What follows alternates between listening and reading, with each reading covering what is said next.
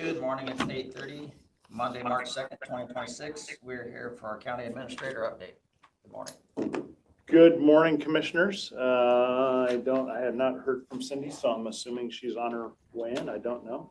But we're going to start today with the clerk of the board update. So Caitlin, go ahead. Good morning. There are two things under the county administrator update that I needed direction from the commissioners about. The first is the 0.1% mental health chemical dependency sales tax. I'm seeking direction from the commissioners on what you guys would like to do next. I think we need to have a work session with the three of us on that. Yeah, I'm okay We with probably need to know more info, get some real numbers, and then kind of look at what we want to do. I know that in the past, it's been planned to be looked at as a ballot measure and not councilmatically passed. So we need to decide if that's still our direction or not, and then probably return information to that group of people of what we want to do and get a price for what it's going to cost to add to the ballot if we were to do it in the August or November election. I would agree with that. I think a work session is a good idea. You want Yeah, just, I want to talk more about it. you want just commissioners there, or is there anybody else that you guys would like to attend? You know, it might not hurt to have Gwen and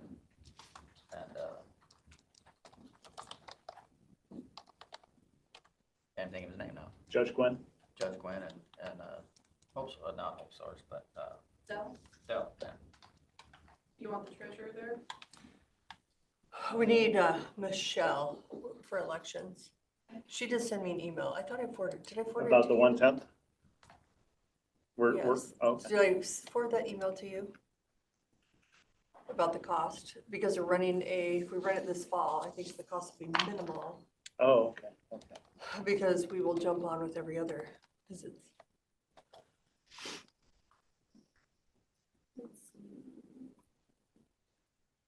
Can you tell if Suhail or Dell are online?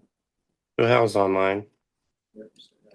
Okay, it said for Michelle, Grant County will be on the ballot in November 2026 already. That would be the time. It's already a countywide election, wouldn't increase the amount too much. In 2024's general election, it cost the county $29,685.42. It would be more now, but that gives you an idea. Is that something that the public would raise funds for to put on the ballot? I can't imagine the county would pay to put that on. No, but that's a county as a whole, so they're paying all their other elections, so it would be divided up. So if we already have, if they're 9/10 of the ballot, we could probably use miscellaneous general government since we're asking for it. But yeah, we would not be responsible for the whole amount because of all the other county. So maybe just make the requests from Michelle to get an accurate number, if that's possible. Well, yeah, just be divided, yeah, at the end of she probably could give us an estimate.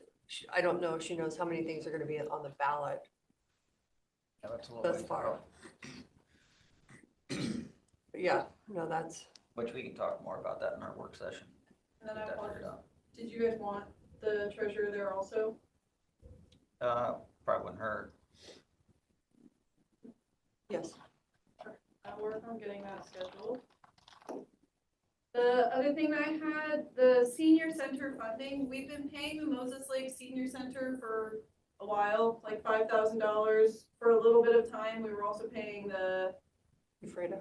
it was Grand Coulee, I think. Okay. And there's been no contracts or agreements or anything for those funds. It was just in the budget and then they invoice us and we pay them. So we had talked with Trevor Bevere about some sort of simple agreement, because then when we go to look at the history of payments, we have no other information. So we have this conversation every year of this invoice, do we pay it? What is it for? And we have it in the budget, but we were wondering, Cindy, if you maybe knew a little more, if that was part of like the aging in area care? No, this is just something, we used to do more. I don't know why we don't do Ephrata. Ephrata used to be involved there. As in city of Ephrata? No, the Ephrata Senior Center? senior center over there. It was like $3,000 to $4,000. It did come up for review, I'm gonna say 10 years ago, gifting of public funds, but because, I don't know, I think we run through different things. You know, sometimes government funded that we can do that. Probably something we really need to look at again to make sure we can continue to do this, because sometimes we've done things that are, we've always done them. But yeah, I don't, so Grand Coulee, their senior center serves not just Grant County, but others. So that was always a question. And yeah, I don't know why we got rid of, maybe at one time Ephrata forgot to ask. Sometimes you have a transition. Ephrata should have been, Ephrata is one of our bigger senior centers that provides weekly meals.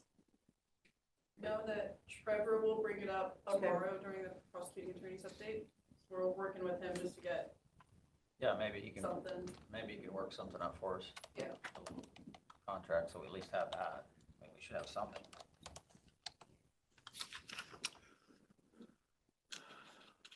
Is that it? You good? Oh, Rob, I was told to ask you if you were wanting to be on the Water Resources Advisory Committee. Who runs that? This one is from Heather Clements, Department of Ecology. I'm already on Sustainable Water Coalition, Columbia Basin Development League, and then one other one. So now there's another one.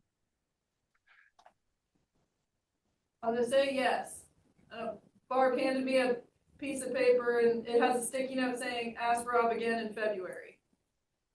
So it's been brought up with you before. Yeah, and I probably. What's the meeting day? Monday mornings between 9 and 11 a.m. They only Oh, meet once per quarter. that's convenient, huh? What is it? The, Water Resources Advisory Committee with the Department of Ecology.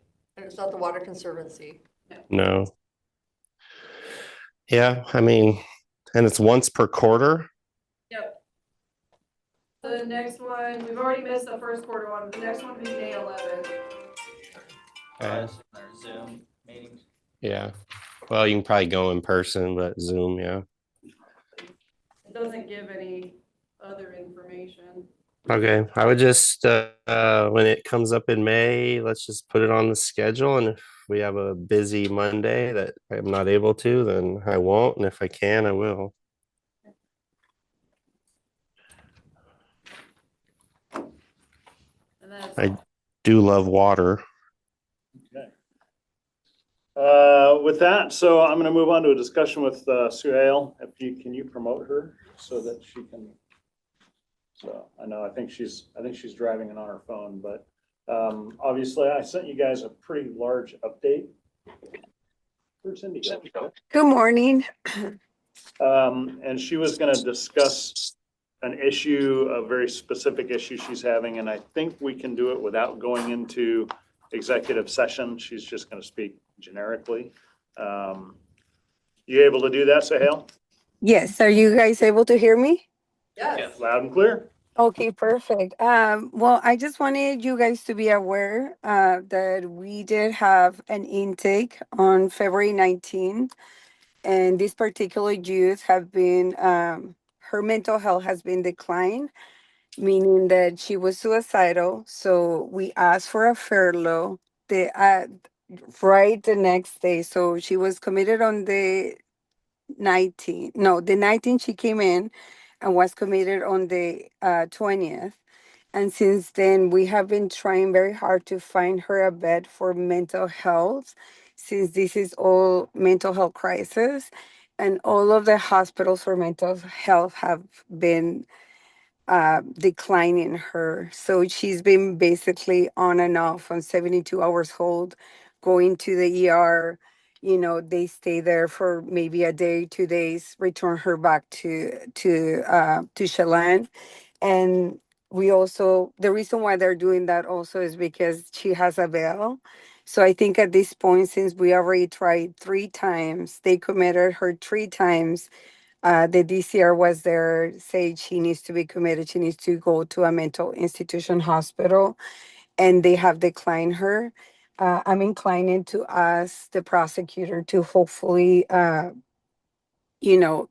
take out the bail, and we are also working on a clip placement for her, so hopefully we will get a better luck that way. But at this point, our hands are tied. We're trying to do the best possible to keep her safe, but because she is trying to harm herself, they're ended up putting her on a wrap. So I don't think that's fair either. So we're just trying to do the best we can, but it's just very concerning that all of the mental health hospitals are, denying our kids when they're in detention and with a furlough. They specifically say, oh, we can't take her because she's on a furlough. And So this, we're highlighting this because it's, this specific case is becoming more and more common. yes, correct. Have these things come up. And So, this individual is under 18, I'm assuming. Yeah, it's under 18. I think this particular individual is like 15 or 16. So Have which- you which- reached out to Dell? yes, I did actually. And he is also saying that he's also having, I don't know if you guys remember, but around 2 years ago, me and Dell came and kind of asked us to this being an issue, and it has not been resolved. I know that I did ask Dell specifically as to what we can do to make this awareness and fight back, but because our hospitals are privates, they can deny the access. But it's just he's been saying to me that they are also having that problem with adults. So Yeah, no, it is kind of a crisis. I just pulled up in the Northwest, a lot of them don't take youth is the problem. Mhm. So in the Northwest is, I believe it's in Spokane, they take kids 12 to 17. Sometimes check out yes. the directory directly. And then Yes, but like I say, I think our main course right now will be hopefully try to reduce the bail so she can be in the community and try that way. Since okay, one of the main things they said is like because she has a furlough and she's in detention, we're not taking her. So we're taking all the angles here, and since she's only assault for DV, the maximum amount that she will spend in jail will be like 30 days if she was actually adjudicated on that. So she's been there already like more than half of her time. So we're gonna try to ask for the bail to be reduced to 0. okay. And like I say, don't, we're trying to also very hard to get her a clip placement. That might be the best solution at this point, but because she's in detention, I don't feel like, keeping her on a wrap is, it's a good solution. Yep. Well, thank you for that update. Yes. so Thank you. Good luck. definitely Okay. a difficult position. And while you don't want to see that with anybody, it's one thing to say it about adults, but when you can't get a minor taken care of. Minor's actually harder because there are fewer Yeah. places that will take them. Well, it's too bad. So that Yeah. just, and it's becoming more and more common. So just to highlight that, I don't have an answer for it, obviously, but just one of the things that Sahel's having to deal with on a regular basis. Is Dell online by chance? Yes. Okay, I sent him an email. So there was, while I was back in DC, an email circulated around. I received it from Caitlin, and it came by way of Aristo Healthcare. So given our experience with residential treatment facilities, we are interested in establishing a similar service in Grant County, specifically locked facilities for long-term comprehensive care. It seems to me, I was going to catch up with Dell while this week when we got back. It seems to me that this was kind of a little bit of a sales pitch, but again, that seems like the perfect thing that work release is built for. They're looking at the hospital. Are they? Yeah. Okay. So they're looking at, do you know if there's been any movement on that? I didn't get to talk to him last week. We kept missing each other, but there is some So There's some you guys are communication aware of this? that Okay. they are That looking outreach. at buying the hospital. Okay. All right. That would be really nice. Yeah, and I see that Dell, because I was gonna forward to Dell, but Dell is in the works, and I think they would There's work actually, together. there's actually a couple of different companies that are looking at the hospital for this Yeah. type of issue. We definitely have a need, and Sawhill told us in Grant County. I did receive a call from Spud Brown. I haven't ignored him. I didn't, without walking around and trying to find a space for him. I'll look around the courthouse, but, once again, he didn't exactly articulate what he needed. The voicemail was kind of all over the place. This will be about the third time I've looked for space, and we'll see if he, the last two times I've offered space and we found a space, and he never showed up and used it. So, Okay. I'll look again and I'll look around today. Yeah, I think they meet once a month for 2 to 3 hours. They've got to have a place to store their information, and it is a board. It's actually the Yeah. Department of Ecology board, but it's Oh, I understand. I through understand. the Grant County, yeah. Yeah, he just hasn't been very good at articulating exactly what he needs for space or even how many people are meeting. He says he just needs a cubicle, but I think he probably needs more than a cubicle, maybe for storage. But if he's actually having a meeting and it's a public meeting, you're not gonna do that in a cubicle. Well, So, it is pretty small, but I anyway, think he'll just take anything. so you know that, we're good. And I tried to follow up with you. I'm sorry, I knew it was probably kind of dynamic Saturday night when you called. So it sounds like that code on the gate is the sheriff's code. Yeah, we got it figured out. Yeah. The gate next to it, somebody was they had a medical emergency. Yeah. So we're trying to get their vehicle into the fairgrounds to get them out. Yeah, I was texting back and forth with Chris. Chris doesn't even know what the code is to that sheriff's Yeah, gate, so we they gotta didn't figure tell that me, yeah. out. So, yeah, we'll have to work on that. So, David Dormeyer had the key, So you should have a master key. yeah, to the gate just south of Yeah, it. I think So Dave, it yeah, worked out. Dave was there, so he was able to take care of that. I've got a call from Eric Loomis at GTA. Apparently tomorrow night, they're having a public meeting at the old Berry Chrysler, to discuss what the GTA's future plans are for Freda. I've been invited to go and I plan to attend. I'm gonna call him later on. So, I don't know exactly what it is. His voicemail said that they were just looking for input on, future plans for GTA's presence, I think, in Freda. My big thing is as long as we still have bus routes that get people to and from the courthouse, I think that's critical. And hopefully they continue to support that. So I know that when they moved in there, it changed kind of the bus stop Yes. schedule a little bit. It would be great if they could make the bus stop schedule fit the court's hours, or the public hours for, 8 to 5 and get people here on time.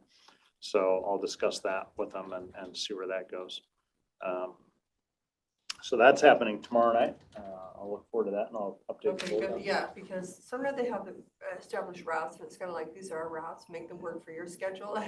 Well, it was really, They don't really work for our schedules. it was your work on the GTA board that, got them to bring the bus stop, You know how here to long the that courthouse. took? So, It took since 2007. Yeah.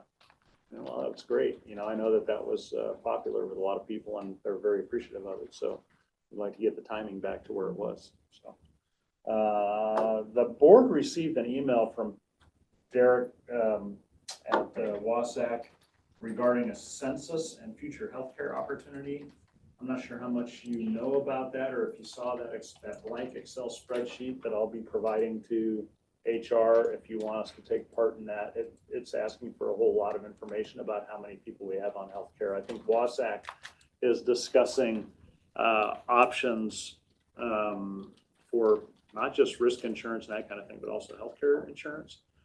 Derek is under the impression that counties like ours can see significant savings. I explained to him that, we've got a pretty rich benefit plan and HMA to me has been really good. I know it's kind of expensive, so it would be interesting to see how much money they could save the county if it was also providing similar benefits. But We do good when everybody's healthy, yeah, but we've had years where we've lost our reserve, or, Yeah. we had to build it back up. So I'll follow up on that. I just want to make sure the board saw that email and was okay with us providing all of that information to Wasac. So I think it's a lot perfect. of info. It's going to take a little bit of time. Also, Wasac did, we met with Derek while we were in DC, talked a little bit about the IT affiliate group that he wants to stand back up that I volunteered to help with. I think at this year's Wasac, we might just invite some IT directors from around the state, kind of like a steering committee, to see how best to facilitate that instead of trying to get the whole thing done. But I think also with the amount of requests I'm getting through Curtis as part of the Washington State Association of Counties Administrator Affiliate Group, I probably, I don't know, once or twice a month, I get an email like this email from Derek with an Excel spreadsheet that requires a significant effort on the part of human resources to fill out. And I was talking to Decorah about it while we were in DC. Why isn't there a human resources director affiliate group as well? Maybe it should just be part of the county administrators affiliate group. I know that she's part of that group with me. But why HR directors from across the state don't get together? Because obviously there's a lot of things that they talk about. I don't know if the board thinks that would be a good idea or not. Sure, we used to be a part of SHRM, I think that's what it's called. And I don't believe Kirk was a member of it, but the Yeah. other HR directors were a member of it. I would say that Well, I know that, previously to Kirk, that they were very involved in Yeah. what was going on, and Kirk did not sign up to be a part of. the administrators affiliate group, they changed the name of it so that it wasn't just quote unquote county administrators. They wanted county administrators in general. That's why our risk manager is part of that group now, Blair. And there's a number of other risk managers from counties that are part of that affiliate group. And there are right now, I think, 3 HR directors. Decorah is one, and there's 2 others, but that's it. So it's a pretty small sampling, I guess, of HR directors or risk managers at that group. And I don't know if that's just the best group for that to all be a part of so that they all get together. For a lot of the things that I want to do going forward in the future, HR is a big part of that. As a county administrator, I need their help on a lot of initiatives. So it would make sense that they're part of that group, but I don't know if they should have their own. So it's just a thought. What do you think about that? I think it's always good to get people together to Yeah. learn from each other. So in front of you, I dropped off a letter from the city of Moses Lake. It's a letter of support. I'm obviously in favor of it. I would hope that the commissioners would be fine with me penning that as, putting in the information we needed to, and then maybe sending it to the clerk of the board to get it on commissioner letterhead and signed by the commissioners. We're all up against a deadline. We went to DC. The deadline for Maria Cantwell's office is the 8th. So some of these things would have to be walk-ons this week if we signed a letter of support for the city of Moses Lake. Ray Towery, the city of Ephrata, asked us if we would sign a letter of support. He has yet to get that to me. But it's the same thing. It would have to be a walk-on this week if I could get it onto commissioner's letterhead. If the board is supportive of that, that would be great. The letters of support that we're requesting for the coroner's office, which I think we have a really good shot at getting some money for that.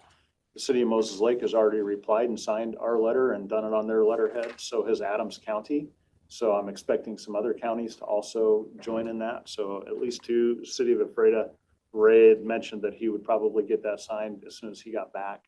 So hopefully they will be supportive of that. And I'd like to see us be supportive of the city of Moses Lake as well. They're looking for money for the bridge cross. Well, they're looking for money for an environmental impact study specifically. So that's all going to have to be done. So if they could get that, it's a different pot of money too than the money we're taking from. So we're not really competing. We're just helping each other out. So that's in front of you. If you have any questions about it, I'd be happy to discuss that.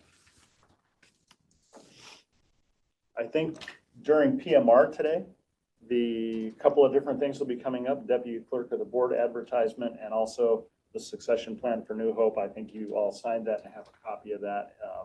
HR has that, and that will come up at PMR today so that we can get that advertised and move in that direction. I received an email from Caitlin regarding Ephrata Ford's meetings. They're 2-hour meetings, typically held every other Thursday. That's a lot of time for me. I talked to Ray Towery about it a little bit. I asked him that, I mentioned to him, I'm like, hey, I was specifically asked, do you have something to do with that? And he said, well, maybe. And I explained to him, I said, 2 hours at one sitting? That's a lot of time. It's a long meeting. I go, the other problem I have with it is I have a standing NACO meeting that starts on the same day at 11 o'clock. So if your meeting starts at 11:30, I don't have a problem going to it, but I'm probably not going to have lunch with you, and I'm always going to be a half hour late. If you're okay with that. But hopefully that's been a productive meeting, and they're not just sitting around chatting. Yes, please. And this is just for meetings. I just wanted to let Kevin and Rob know, I thought I may not have forwarded it to you, and so I'm sorry. Wastewater treatment plan, stakeholder meeting in George. It's about, they're looking for a big grant, some funding right now to do the study. So I don't know if it's gonna be more of, sounds like a countywide utility district, or if the city of George will take it on. But it's not just for George, or the George Amphitheater, which is my district, but also we need a place for, the Department of Ecology is slowing down or stopping the kind of new permits for land applications for disposable toilets. So they're really, and the cities won't take that water, that waste. Yeah. So they're kind of stuck with, what do we do? You're not gonna give a permit for a new one. We can't do a land application. We can't bring them to the cities or the port. So what is our option? So this is gonna be an option for that, so. This is a meeting that they're having? Yeah, tomorrow at 4 o'clock. And so if Rob and Kevin wanted to go, we just need to advertise that they could go. I don't know if they're interested. Are you planning on Yeah, I'm planning to go. Where is that meeting? George at the And George. Community hall. community hall in George? Yeah, so I wouldn't be able to do that one and get back to the GTA meeting in time, but I'd be interested in knowing what they're doing. Okay, well, that's kind of what it is, wrapped up, but So, and I need to get back, sorry to interrupt. I just, in case they wanted to go, I wanted to make sure it was advertised. yeah. Rob, I know you'll be interested in this. I think you saw an email go back and forth. I did get an email from Ephrata Fire about the 365 labs. I need to call them today and kind of set up a meeting and see what they're thinking as far as 365 labs. The email seemed like they just wanted to discuss what our options were going forward, whether it's 365 labs, Spillman, what MAC 911 is going to do, and what we do about a future dispatch. I don't know exactly how in depth they want to. When is that meeting, Tom? Well, I need to set it up. I need to call them Okay. today and find out. So Yeah, that's going to be basically a meeting about, well, the sheriff and law enforcement aren't wanting to use 365 labs. MAC has already invested over $2 million into that system based on a board vote a couple of years ago. So basically, MAC is saying if you guys want to host servers and things, that's great, but the county's going to be hosting them. And they want to have a discussion basically with us because we need to talk about how that's going to work or if it's going to work. And I know Tom is not wanting to host all of that, those servers and everything else. So should be interesting. well, I don't think we want to become a dispatch, and I think MAC, if I'm reading the tea leaves right, they're running 2 CAD systems, which is difficult, and I mean that's burdensome, and they want to have one, and they don't want it to be Spillman, they want it to be 365 labs. So that's my understanding, and I haven't read that full report that came out. I'm assuming everybody else has. And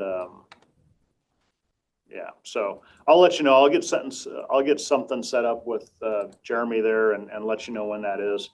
Okay. And then we'll kind of go from there. And then Caitlin on the stakeholder meeting for George. That's on my, I accepted it through Pat Boss. No. Okay, so just put it on and we can, are you going, Rob? I'm planning to go unless Yeah. But Caitlin can just put it on and advertise, so we can, Yeah.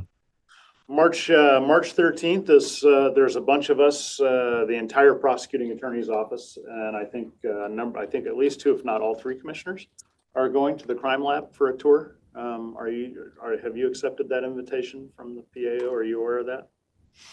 well, let me go find it. No. I accepted the invite, Tom, but it's not on my calendar. Okay, well, Dan had called me when we were flying back from DC, Dan Dale, and had said that two commissioners were going, so I just kind of, okay. Okay, I mean, so who sent it out? Meeting with?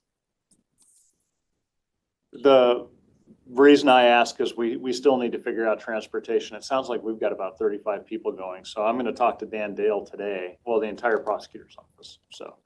Okay, I remember seeing that.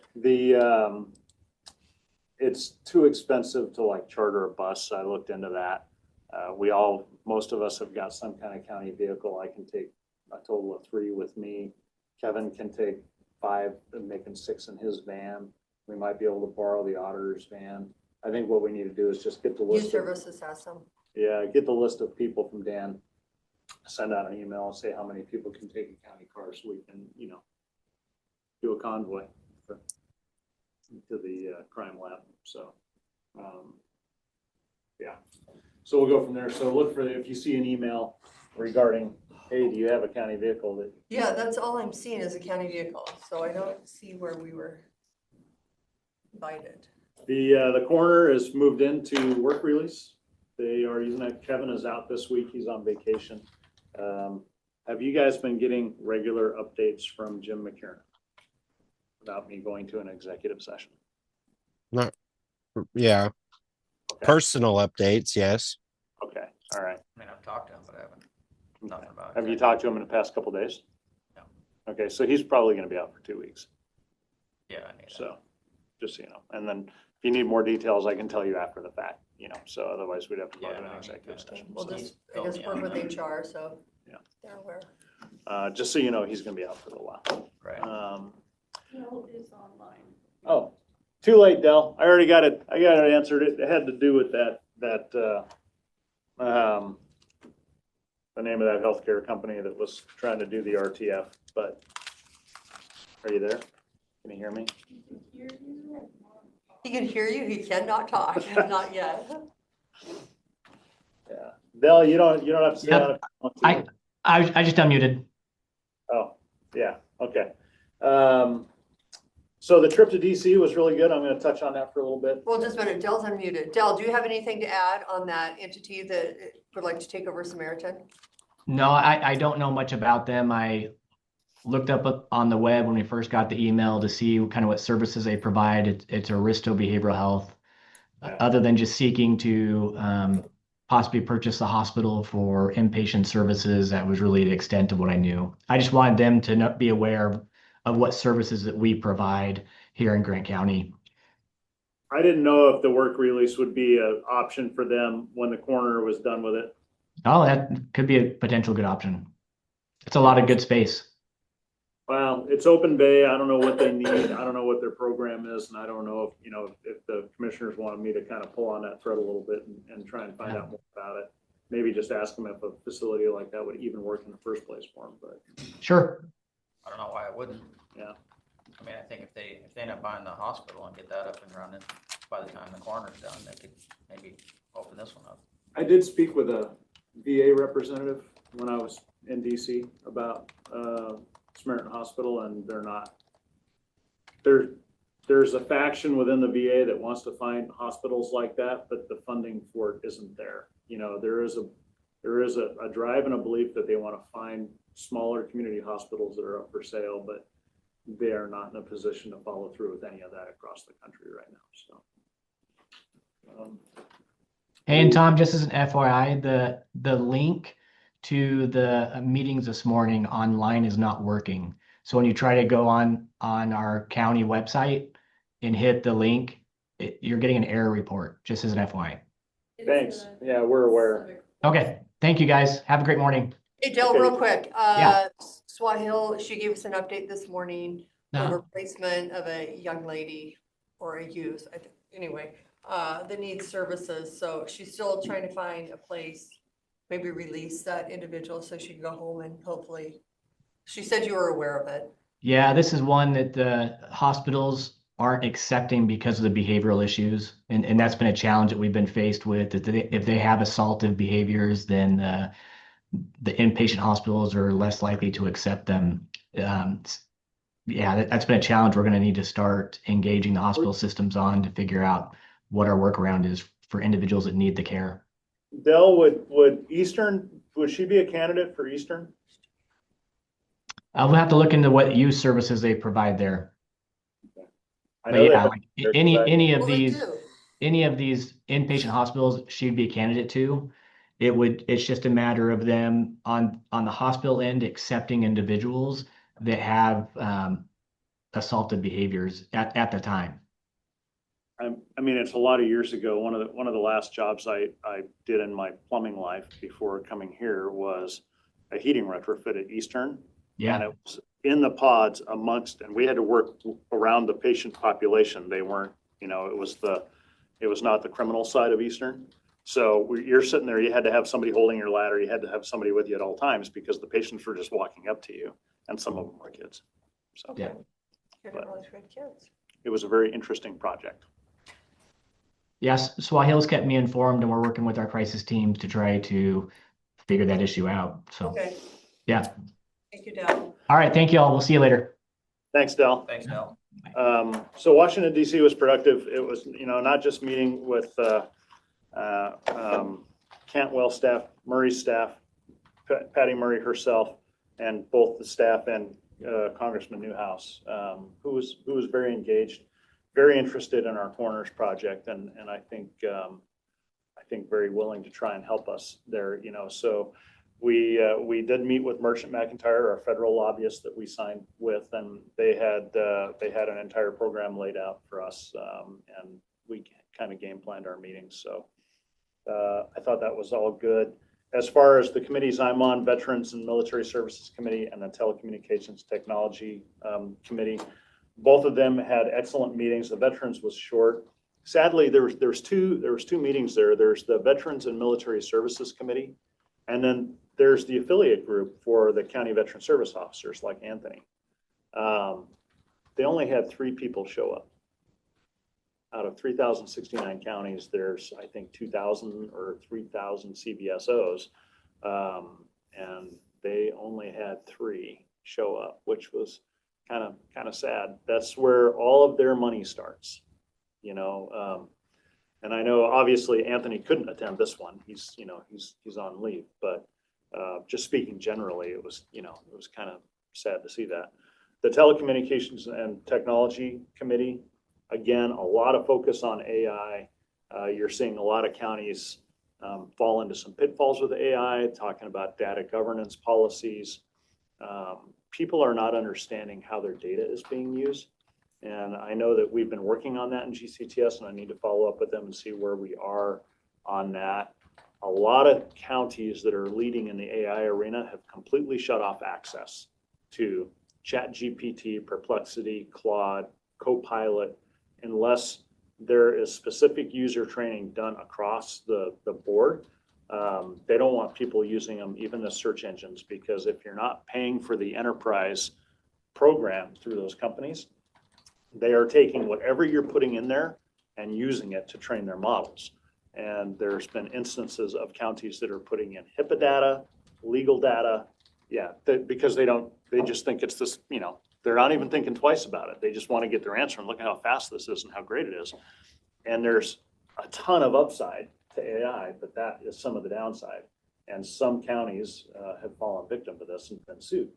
So a lot of counties have just completely shut off access to it unless, you know, there's some accountability built in. We have not done that here. You know, you have to know that people are using it regardless. It's free to go to on the internet. You know, if somebody wants to go to ChatGPT or Gemini or whatever, unless we lock those down. But I think at the very least, we need to do some countywide training on it to make sure that people are understanding the pitfalls. So a lot about that, a lot about codifying the cyber, not codifying, but permanently funding the cybersecurity grants. Interestingly, I sat down with the Director of Customer Engagement with the Center of Internet Security. He was unaware, and he was actually a bit flabbergasted that a state would condition grants on you doing something like the Albert sensor or what have you. And that surprised him, and he wanted to talk to me more about that. And then I introduced him to other counties that other states do that, you know. So it's not just Washington. There's a number of states that do it. But he was surprised. He didn't think it was right. And I talked to Derek Young about it. And he said, as chance would have it, he sat next to our Secretary of State on the flight home from DC, and the conversation came up, and they are not backing down. So they're going to stick to their guns. Of course, Lincoln County and us are the only ones that cannot get that grant, and we could use it. But anyway, the director asked me if I would be willing to go to their annual conference and discuss it. And I said, I have no idea when it is. I go, I'll discuss anything. I don't care. If I did discuss that, I would invite our Secretary of State to go. I said, and I don't know that I'll hear from him again, you know, so, but it was an interesting conversation. The other thing they're doing is, and I love the idea, I think, you know, in my CAB meetings, I've discussed with all of the department heads, you know, what it means to everyday people, you know, what county government means, what it does, what it encompasses, how it affects everybody's daily lives. That people don't realize you're a cog in the wheel, right? NACO, to some extent, is trying to tell the story of counties, and they've got an entire program built on that. And I'm going to start diving into that just a little bit and start telling Grant County's story, whether it's on Facebook or on our webpage or whatever. So if you see some of that coming out on Facebook, that's what it is. It's just talking about the county, what we do, how we affect people's lives, counties across the country, how important they are, you know. So I think it's a good thing to tell your story. I think it's positive. I think people don't understand. It. Yeah, don't understand how much county business impacts their daily lives. So I think it'll be good.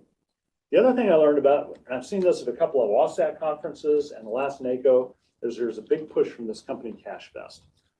And during the technology and telecommunications meeting. CashFest? Yeah, CashFest. They're a company that what they do is they get access to all your financial information and they analyze how your money's working for you. It's not your investment pool, but all the money you've got sitting in the bank, how payments are being processed, how things are working, whatever. I don't know the exact depth of it. What I heard was 5 different counties tell their story. One of those counties, a large county, saying that they have got an extra $1 million a year in revenue just because of what CashFest did for them. And it's like, well, wait a minute. If you're turning that work into revenue and it's that impactful, and every county that talked about it was $1 million plus in revenue gained after working with this company. At the very least, I want to show it to Daryl and say, Yeah, visit with Daryl, because Daryl actually in the state. Yeah, we should meet with them and just So see what the program money, is and see if that's something, especially going to the next budget year with shrinking revenues and other, you know, Well, no, not only that, we have a lot of new people coming in next year. Yeah, more than likely. So it's at least More than worth likely, for sure. at least worth setting up a Teams meeting and see what they do. They're a partner of NACO now officially, so they've been endorsed. So it's not like it's a fly-by-night outfit. They're being promoted by WASAC and by NACO. So might as well listen to them.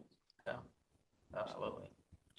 And that's so. Thank you for supporting the Washington DC trip. I do think it was fruitful. I think we've got a really great chance of, you know, our ask for the coroner's office was $2.2 million. I think we got a good shot at getting that, or a good portion of that.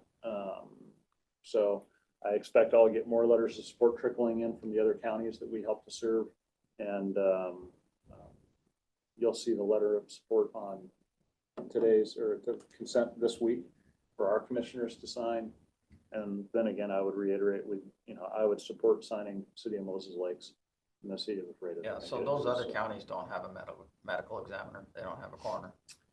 I think they do. They just don't have the resources to do the death investigations, the autopsies, and we verified with Craig, and it's in that letter of the counties that we actually support. And I was telling that the day I sent this letter of recommendation, a letter of support to Craig, he sent it to Adams County, and Adams County had it turned around in like an hour, with their little blurb in it. So I would imagine I'll hear from the other counties as well. So That's good. The actual letter we have not received from Craig with his insert yet, so it's just the request to approve the signing. So if we don't receive it before, then I'll just ask the commissioners if it's all right to stamp your names or track you down for signatures afterwards. well, and I can put something into that too. I mean, I can fill it out. So I can get that to you today. So other than that, that's what I've got for you this week. I know it was a long update. I had 2 weeks worth of updates that I sent you via email and the county leadership report. So sorry I was behind on that. But Been a busy couple of weeks. Not like you weren't busy. it has been a busy couple of weeks, and I thought, and I think we all got a lot out of NACO. It was a good conference. It was, I think it was eye-opening for Jim Cook. The amount of land use, permitting, all the things that are in his wheelhouse they've got a huge presence at NACO. I think it was probably surprising to him just how much. Yeah, I didn't realize that many community development or planning directors went. I mean, There's quite a few. So You'd it probably would, be it would more. be, and well, I feel like I've never been to the one in DC, but Western Interstate Regional Conference, it's the NACO for Yeah. our side of the yep. state, is actually pretty informative. And so they're in Maui, they're in May. Well, typically, yes, yeah. but they do have them like Oregon, Washington. Yeah, this year it's in Maui. I spoke with their coalition while we were in DC. They are planning their emphasis, what the tours they're doing with people, they're touring Rebuilding. the burn scars in Yeah. Lahaina. And they're talking about the issues they've had trying to get Lahaina rebuilt, what that's going to look like. The issues in getting new water mains, fire mains, pipelines, all of the infrastructure they need to actually, it was never built before because it was in the 20s and 30s, whenever it was, right? So so a lot of tours to see the infrastructure being built, talk about the challenges they had. Obviously, it's a remote location. It's Maui. It's not like, they have a lot of industry there. So it's got to be challenging to get a place like that rebuilt. It would be good. The annual conference for NACO, which again is their main conference, is in New Orleans in July. I would hope to be able to go to that. It's going to be a follow-on to all of the things here. I know that the Technology and Telecommunications Committee has already asked me if I'd be willing to be part of a panel or be a speaker at that to discuss some of the AI stuff and cybersecurity stuff we do here. So it would be a great opportunity to go and take part in that, but we can decide on that later. Other than that, I don't think I have anything else. Questions from you, Rob? Rob, anything you want to talk about the conference? Yeah, since we were in person, we were able to join the NACO Rural Energy Group. So it's about 11 counties in the nation. We were selected as one of them based on our location and already having solar projects going and different things. So we'll be going through, I believe, a 8-week course for that with NACO. It'll be Jim, myself, and Michelle Mercer. I had to be in person in order to get us onto that, and it had to be me. It was interesting. It was cool. I'm probably going to learn a lot of stuff. Our plan is to write the wind policy and codify that during that 8-week period. for Grant County. And overall, it was a good conference.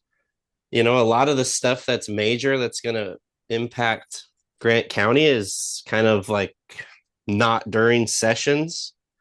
We had a lot of opportunities to meet with different people and future people that will be, you know, decision makers come next year. And I think overall it was really good. We got to get Tom and Jim and Decorah with some different people that they might not have normally been with. And it went really well. Yeah, and also on top of that, so it really is interesting. Grant County is a little bit unique when we talk about data centers. Loudoun County, Virginia has a big presence there, especially when it comes to power issues. There's a lot of similarities, even though we are an eighth of the size of Loudoun County, Virginia, right? There's 637 data centers, or 150 in the whole state. But the power issues are very similar. And to hear them talk about what they were doing for power. And then on Friday, I was in a meeting with the PUD. They had a presentation, and I don't think I saw your names in it. It had to do, it was an update on the queue and the major power requests that they have, the major power users and building permits, where they were. Very interesting. And I've asked them to share that PowerPoint presentation. They're supposed to be making it available to us. I'll forward it along, and then my next update talk about some of the highlights of it. It was a really well done brief by the PUD. It really explained a lot of their power issues, where they're headed, how much power is actually out there and what's being used, and kind of their timeline as to how, you know, where they started and where they are today and the demand. They're in a hurt locker. Everybody knows that, but it was nice to see it kind of laid out in a presentation. Was there any discussion about the solar energy at all? No. Wow, really? Solar energy was during my rural energy leadership meetings. Yeah. And it was interesting because quite a few states will run coal power, they run gas power, and they're not able to get reapproved to rebuild those energy creators. And it's all about clean energy kind of everywhere. Their timelines are, 4 to 5 years later than Washington State's. But it's just kind of interesting because, in like a lot of states, the renewable or sustainable energy is considered a dam, right? And hydropower. And in Washington State, Washington doesn't recognize hydrogen, like the hydropower, as a renewable energy. So the other states do. Washington's like the only one that doesn't. It's kind of odd, but yeah, there's a ton of that at NACO. In the PUD meeting, there wasn't any talk about solar. So, or yeah. when the PUD meeting. But the other thing they had, so last year, NACO stood up a new caucus, and it's the mid-sized county caucus. And last year, there was a lot of questions about it. I get, we weren't in the in crowd. I mean, that was our first year at NACO. We didn't know anybody. But this year, we went to that meeting, and it was a huge meeting. There's probably 200, 250 people in that room. The closest thing to the West Coast was a guy in Utah. So I talked to Derek about it. Very interesting caucus. Mid-sized counties in general. It's not a West Coast thing, or East Coast thing. They define mid-sized counties as anybody with a population between 50,000 and 300,000. So I've asked Derek to make sure that Grant County is a part of that caucus, so we have some representation, because they actually do advocate for a lot of different things specific to mid-sized counties, where you're growing, right? You're not a small county anymore. You're not a large county with a huge, massive tax base. You're in that sweet spot where you're struggling for resources while trying to deliver to a growing population. So I think it's a great caucus to be a part of, and we can learn a lot from it. So hopefully we'll hear more about that in the future. Great. Sorry for the last time. That's what I got for you. The last one. No, thank you, Tom. I was enjoy your update. All right, well, it's 9:24. We're going to recess until 9:30. Good morning. It is 9:30. We are here for Development Services Update with Jim Cook. Good morning. Good morning, sir. Well, we're not gonna Perfect. go line by line, but got a lot to update you on because there's a lot going on. Beginning with a monthly status report on permits, speaking of. So for month end through February, so total building permits submitted for the month of February. So we've got 35 that came through the door, 33 by way of portal. So they continue to press the electronic submit and delivery, or encourage customers to do that because there's a whole plethora of benefits to that. So 33 by the portal, 2 by mail. So 35 in, 33 issued for the month of February. 5 for the fire marshal incoming, 2 outgoing, and planning had a total of 39, which is pretty high for the month of February. So revenues for building and fire, so we're trending upwards over both January and February for 2024 and 2025. So in January this year, revenues are at 145,000, up from 106,000 last year and 89,000 the year before, and 192,000 for February, up from 74,000 last year and 134,000 the year before.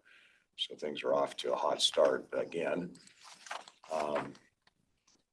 Planning revenues on page number 2 for the month of January, 15,000, down from 2025 total of 23,000. However, February is 22,450, which is up from last year's number of 19,155 and the year before of 20,806.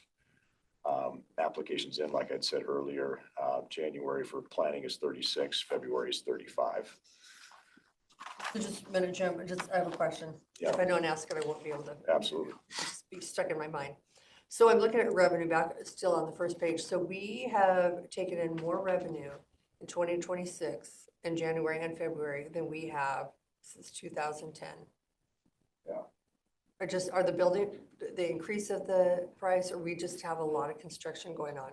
So both, and February's number is influenced, and I didn't want to jump to the last page. I printed an email that I received from Carrie Heston at the treasurer's office, but February's number is heavily influenced by a deposit that we just received for a solar development project.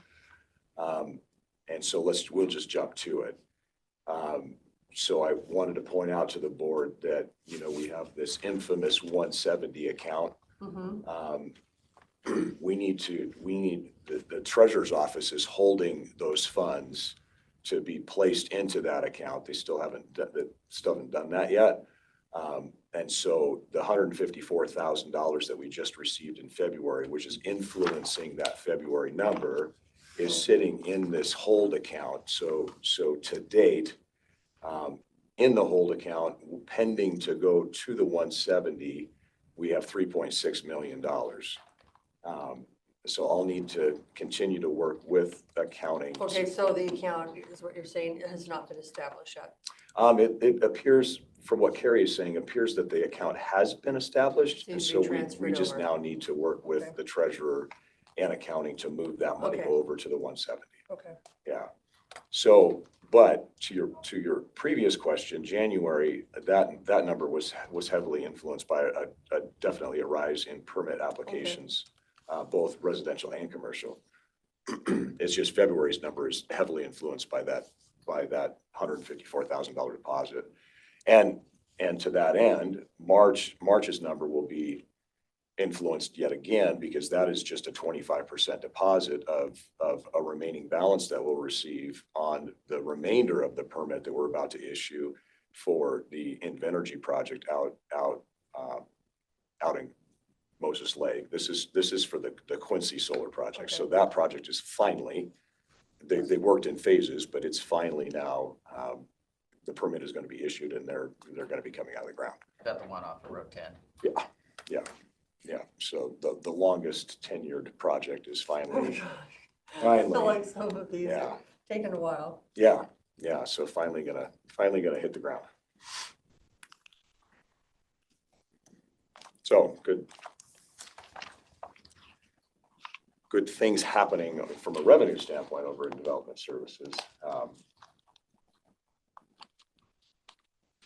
in any event. Okay, so turning the page, if there's no questions on that, I'd like to move to what we've been working on as far as the comprehensive plan update. As everybody probably well knows, we've got a major update to our comprehensive plan that's due in June of 2027. And right now we're at the stage where we've done a lot of heavy lifting. I know, a lot of the conversations have, up until this point, my updates have been, in and around solar, but there's been a lot of other things that we've been working on, and this is one of them. So behind the scenes, we've been working on a population forecast for the county, trying to forecast out into the next 20-year planning period, which goes out into 2047. And the methodology and the requirement is that the county picks either a low, a medium, or a high projection based off of the Office of Financial Management's population projections. Now, initially, it felt like, working with the consultant, that we probably should land in the medium projection, but we needed to work with our cities and have them weigh in on how they felt their individual cities were going to target and trend. And so based off of the OFM calculation, medium would have the county trending in 2047 at about specifically 130,995 persons. So you'll see that in the allocation on page 2. On page 3, it breaks it down even further, again, based off of these assumptions. And so if we look at the 2047 target and looking at the medium category, breaking it down by city, you start looking at, cities that maybe each one of us care about, those that we live in. So myself in Moses Lake, that medium target is 33,942, up from 27,530. Currently, Moses Lake represents 25.91% of the county, as you probably would expect. Looking at other places, Commissioner Carter, Royal City, in 2025, we're at 1,960 residents, but in 2047, it's projected to be 2,416. Other areas that, have experienced growth, we work in a community here in Ephrata that currently is at 8,915 residents, projected to be 10,991. One that I've been closely keeping track of and concerned about is Mattawa. Mattawa currently is sitting at 3,890 of those that are documented, and they are projected to be at 4,796.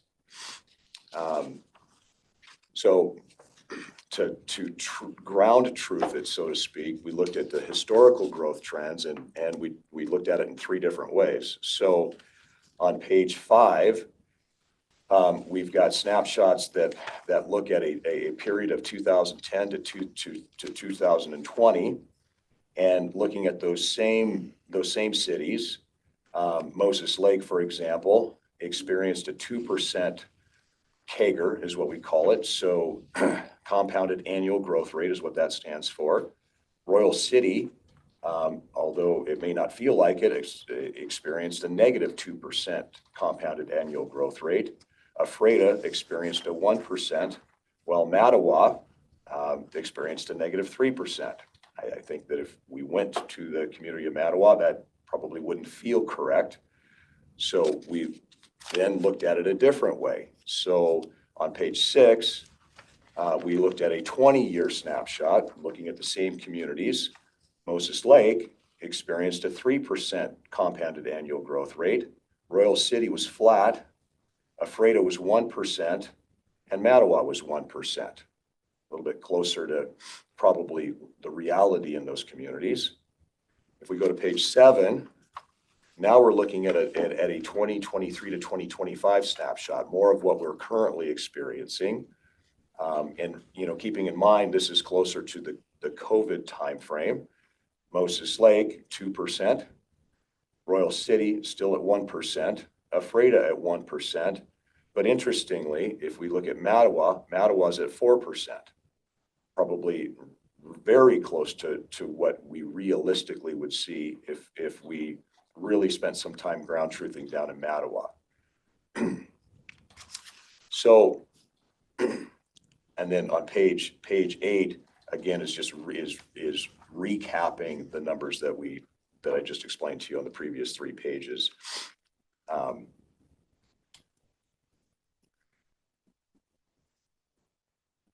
Okay.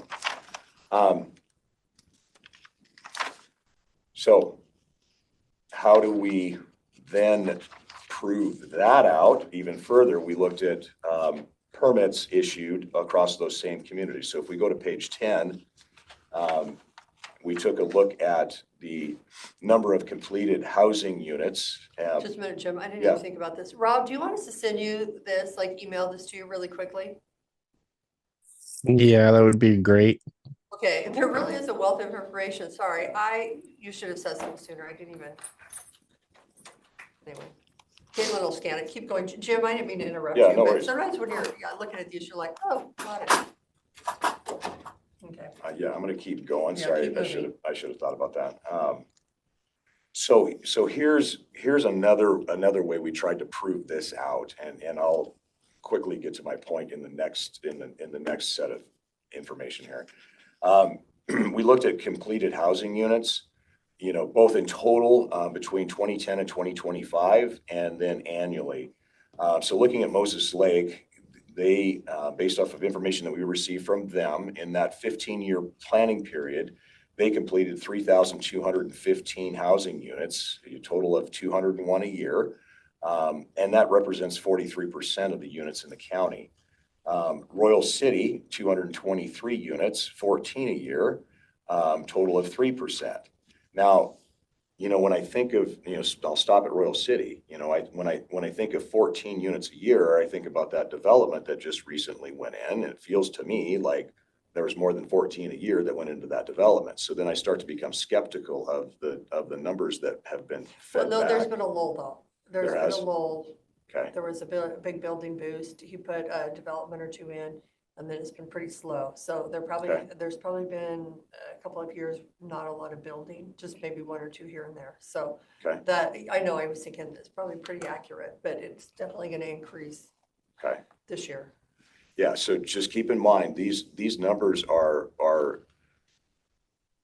a derivative of reporting that's provided by the local jurisdiction to the Office of Financial Management. So they're only as good as the clerk or the person that's working at that city office, and the reporting back to OFM. So Ephrata, you know, so in that 15-year period, 473 units, 30 a year, 6%. And I'm going to hover on Ephrata for a minute. So again, 473 units in a 15-year period. Keep that number in mind when we move on to the next deck. We were tracking ADUs for a period, and really, for the most part, municipalities, it's a little bit hit or miss. I mean, so within, and this is in that same 15-year period, but realistically, it's been more recently. You know, Grant County has, you know, we've adopted an ADU policy a couple of years ago, and you'll notice that 47 of the total 61 ADUs have come out of unincorporated county. Cooley City reported 2, Electric City the same, Ephrata the same, and then the numbers fall off significantly. Moses Lake only reported 1. So I'm a little bit skeptical of those numbers, and so far ADUs don't count towards, but that could change. Okay, so let's move to the second deck, and now is it. So we have done the population allocations. The cities have all concurred and have agreed with the medium allocation.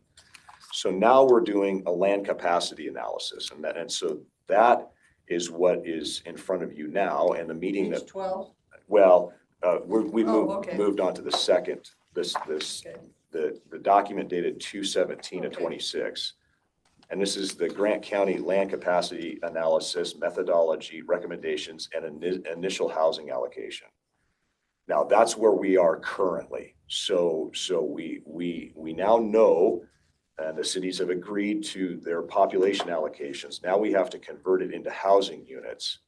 And they have to do a capacity analysis to make a determination whether or not they can accommodate those units within their city limits or within their unincorporated UGA. It just so happens that we're having that meeting today with the cities we've already laid out the methodology, which is what this document represents.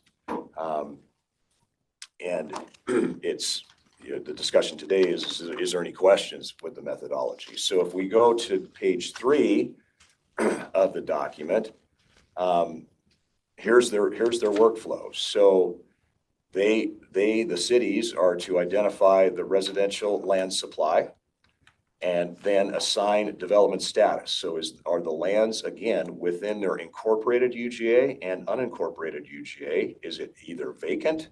Is it partially developed, or is it underdeveloped? They are to exclude lands that are unlikely to develop and assume future density standards. Apply reduction factors, so, market factoring, right-of-ways, critical areas, things that would allow for, or disallow development to occur. Then summarize the total residential capacity. Assign zoning categories by allowed housing types and potential income levels, and we'll get to that. And then summarize capacity by zone category, and then obviously apply the demand, and then look at capacity. And is there a deficit, or is there a surplus? So page 5 basically gives you, the definitions of, step 2. But really what I want to get to for the sake of time is if we roll to, Caitlin, thank you for doing that.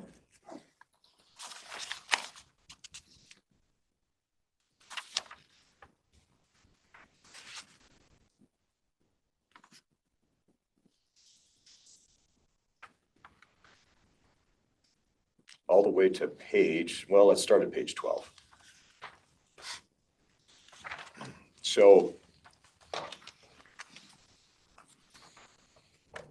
looking at the same jurisdictions that we've talked about previously, Moses Lake now has, so previously, to put it into perspective, they previously represented, in 2025, they represented 25.91% of the population.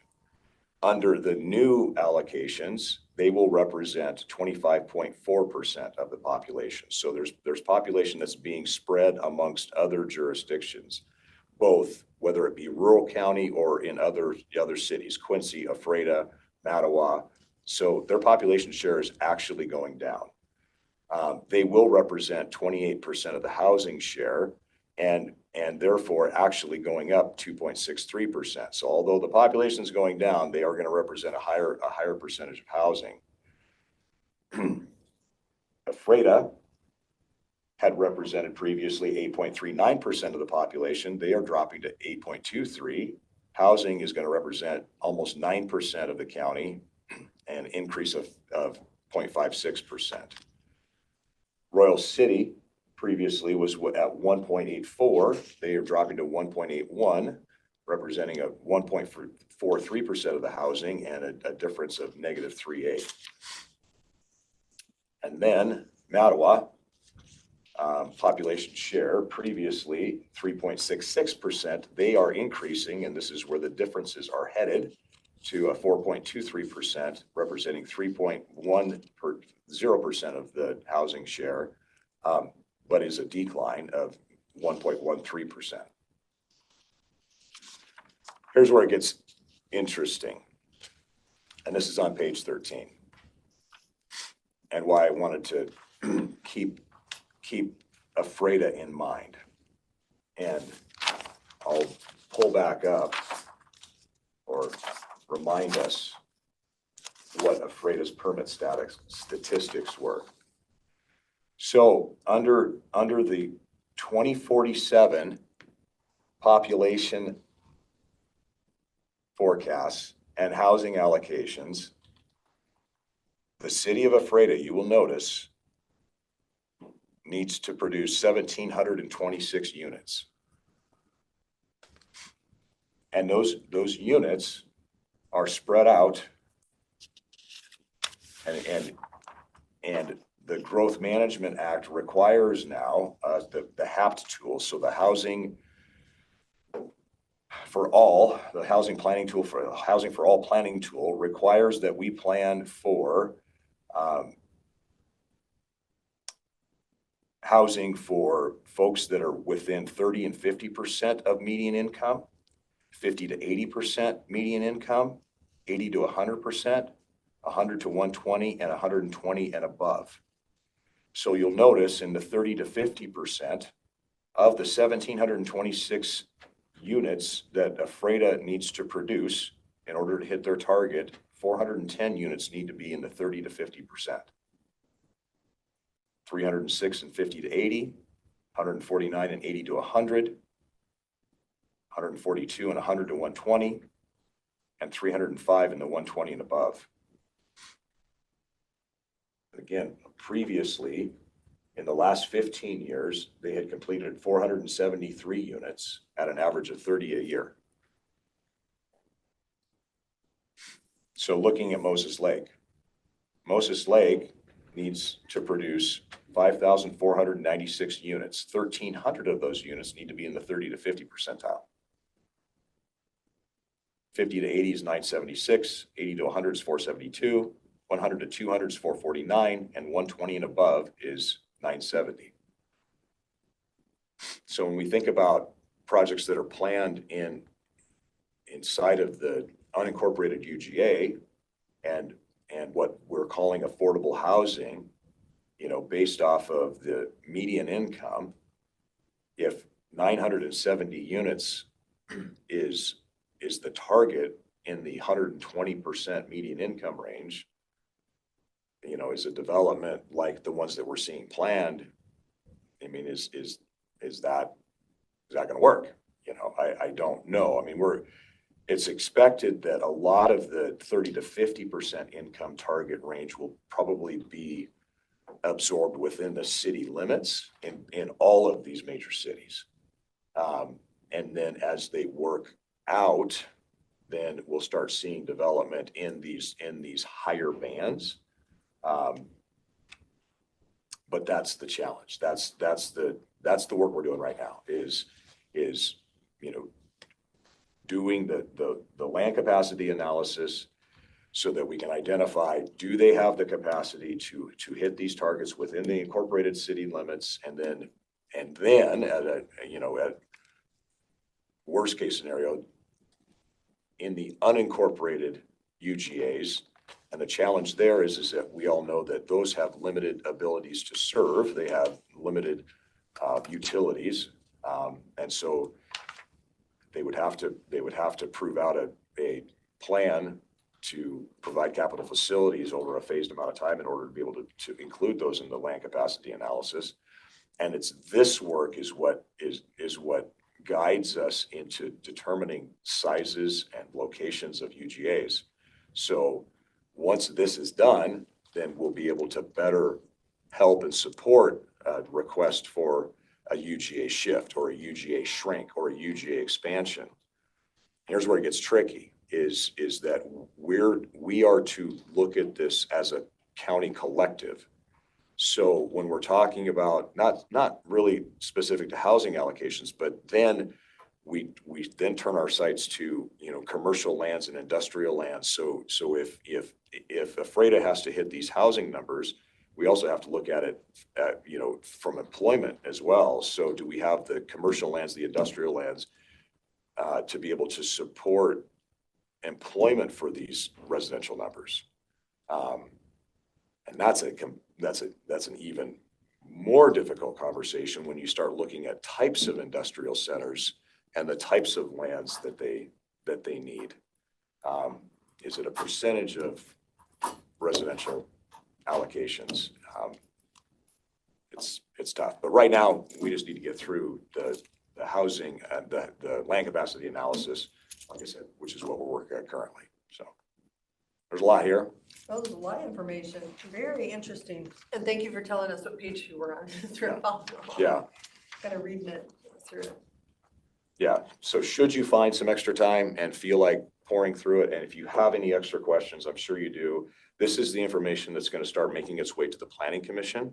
I mean, there's no action for the board to take, but eventually there obviously will be action to take, you know, once we start adopting the comprehensive plan. But we'll start giving you these type of updates, and as we work our way through the deliverables for commerce. And then, of course, if you have any questions, concerns, once you've had the time to absorb it, please let us know. Well, so Mrs. here, we're talking about housing. You reach out to the different cities for their building permits, don't you? At the end of the year? We're not required to reach out as often as we do, but we do a monthly, hey, send us your building permits and stuff. Sometimes they do and sometimes they don't. The smaller the town, sometimes we're like pulling teeth, but Yeah, we and then, try to we stay on top of it. and again, and they're supposed to do it annually to OFM, but it's only as good as the Some of person. those smaller towns. Yeah, it's If they don't get the information, it's not gonna do any good. Sometimes they swap staff so fast that the person who is there might not know what they're supposed to do because there's already been 3 in the year and it's got lost in translation. So Yeah. sometimes we have to help them. That's why we do our monthly request, Yeah, for well, building, you just in get case. the You know? employees on it for the month. Well, thank you, Jim. Well, thank you. And then Commissioner Burgess, if you would send me that person that's inquiring. Yeah, I'll do it later on. Okay, thank you very much. Thank you. All right, we're gonna go into recess for 2 minutes, back at 10 o'clock. How are you? I'm good, how are you? All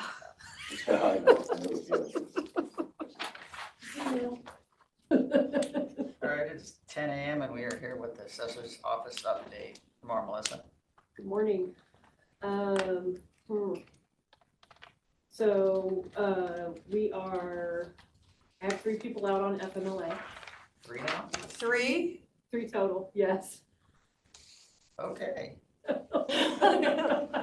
don't know what you tell you. You're like knocking them out one at a time. Hopefully one will be back the middle of March. Yeah, he's scheduled to come back the middle of March. So is another one. And then, we have one that just recently had a child, so she's out for a bit. Yeah, I don't know what was in the water at the courthouse. Something, obviously. Yeah, so we've been just kind of really short-staffed. We had the kids keep sharing with parents who come in and they share it with everybody. So, you know, we're treading water. We were able to get, I was able to work with PACS to get the calculation issue we were having. It was with the LTIF area. Everything was fine on my side, but the minute it got sent to the treasurer side, there was calculation problems. Took us about 2 weeks to get it fixed, and a lot of time on the phone. But we were able to get it fixed, get it over to Sable. They had another issue with the special benefit assessment districts. I think it was with the Mosquito District 1. The software company was actually able to fix that one. And so as far as I knew on Friday, they had the bills they were getting the bills ready to go to the printer today, so that's a plus. Yeah, I think Daryl mentioned something about somebody working maybe or Saturday or something. Yeah, it was Brought up. I thought Sable was gonna have she was gonna have a breakdown. I don't blame her though. Yeah, for some reason, when it calculated, and I ran into this on my values during levy season, it was like every time I recalculated the county, it would add that value, complete value onto the value. So it was like, hey, I had to recalculate this 3 times and it's exactly 3 times the number. And so they were like, oh, we had this happen somewhere else. We'll get back to you. And they were able to fix it.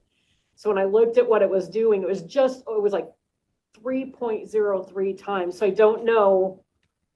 They never really told me what they did to fix it or what was happening, but I did let them know.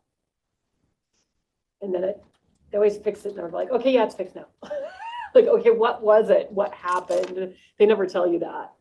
So at least in my notes, I'm keeping track. So if we have issues, that's like one of the first things I look at. Like, it's doing this again, it's doing that again. But yeah, hopefully. Are those fixes all done on their end? There's nothing. It's on the back end, yeah. We just when you find them, it's like, okay, this is what I think it might be. What are you guys seeing? And then they have to get the coders involved and stuff. But you can usually direct them. At that it was like, okay, it's in the LTIF. I think it's in this section because we have 2 different taxing code areas in that LTIF, which causes issues too. But it was actually in the county portion of it. It was causing a problem. Yeah, so we're moving on with that. I need to have a conversation with Brandon at the prosecutor's office. In the past, we've asked the prosecutor if they would be willing to help us with the industrials that don't give us information that they're supposed to by law. There's a process that we can go after them, which it would be cheaper if the prosecutor's up to it, but it also depends on their caseload. So I have to see what Brandon's stance on it. As it stands now, because we didn't have that option to us, we're having to take everything to either the BTA or court to get it through discovery, and it's expensive, and we don't like doing that. So we're hoping we can get the prosecutor's office on board, because if they refuse to do it through that process, then it's a $5,000 fine each instance that they have to pay to the county. So I'm hoping that they'll be open to it, because it's just getting worse for us. So are they paying those fines? We haven't not gone down that road yet. Right now, we're just going through, we wait till we go through discovery. And it's, it's expensive because you have to go down that whole attorney rabbit hole. So if we could keep it more in-house, because they're by law supposed to give the information to Department of Revenue, but they're just refusing. They're like, what are you going to do about it? And the Department of Revenue's not doing anything? They just allow it to continue to happen? Well, they send letters, they just ignore them. The industries are just ignoring Department of Revenue. They don't care because there's no recourse. So the recourse for it is for the prosecutor to go after the company. We've just never had a prosecutor willing to go down that. Even though the RCW is there, they haven't had the staffing, is what we were told. So. That would be helpful. Yes, it would be helpful. I mean, have an avenue to do it. Why shouldn't we? Yeah, well, it's a conversation I have to have with Brandon. I called him last week before, and left him a message. I haven't heard back from him, so I gotta call him again. I know he's busy, but Right, well, maybe have Trevor take a look at it. yeah, maybe. So, I mean, ultimately, it has to be Brandon's decision because it's kind of, it's more work on his office, but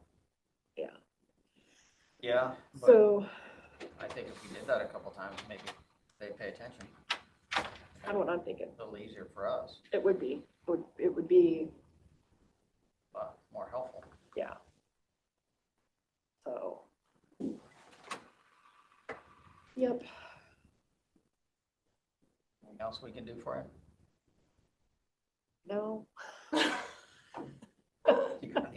Do you have any temporary help that you can bring in? Oh, I have an office staff position that we had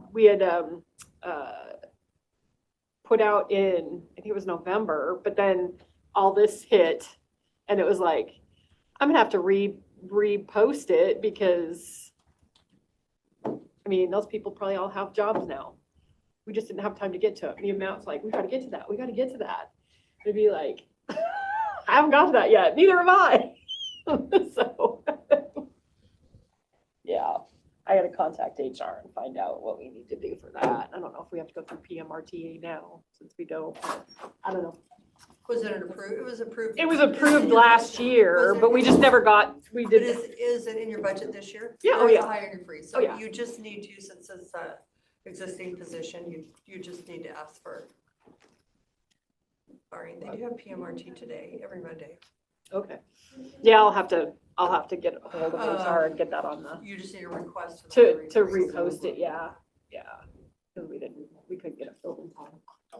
So, yeah, we're just, Sounds like you need that. Sooner than later. yeah. Well, we've got, basically our appraisers are teamed up to help each other at this point, just because we have so many out for different things and so we can get everything done in time. But, and during all that, we were testing our field module out, and we had every meeting, I asked to make sure it's tied to the testing and not the live. And what did they do? They tied it to the live, so we had to undo all those changes. Yeah.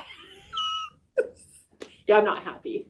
So, because we were supposed to already having our field modules up and running, but so we're still in the testing phase of that. They finally have that fixed, and now we're going back to testing. But it's kind of hard to do when we have so many out.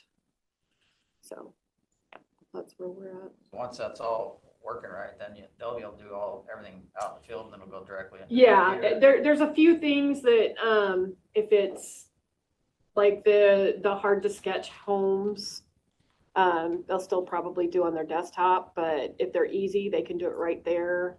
And then there's some of the ag land stuff they'll probably do still desktop, but yeah, there will be a lot more efficiency out in the field. So That'll be good. looking forward to that.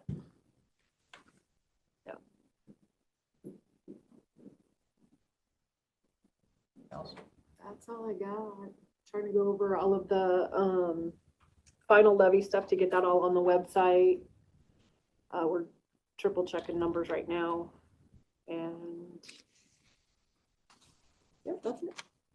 Did you do something? So what was the plan of how to get the 2025 tip numbers? Randy didn't respond to my email.